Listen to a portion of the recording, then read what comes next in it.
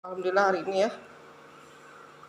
takjil kami mie celor nih, mie celor ala wong Palembang ulang kelemaknya tuh. Ibu lagi ngeracik mie celor. Nah sekarang lagi diisiin mie kuningnya ya, terus cambannya ya. Ini yang sudah diracik. Nah, kita tambah daun kucai sama bawang gorengnya ya. Tuh.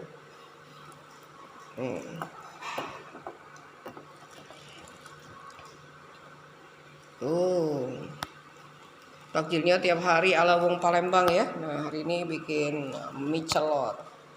Ini ya sudah diracik, tinggal kuahnya ya. Nah kagak dibungkus kuahnya, jadi tinggal siram gitu kalau nak makannya ya. Alhamdulillah, alhamdulillah mie celor wong Palembang lemak nih ya.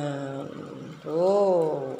Nah sekarang taburi dengan daun kucai.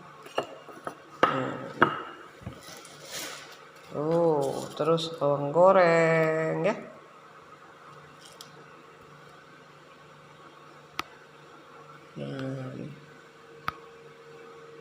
Senangnya.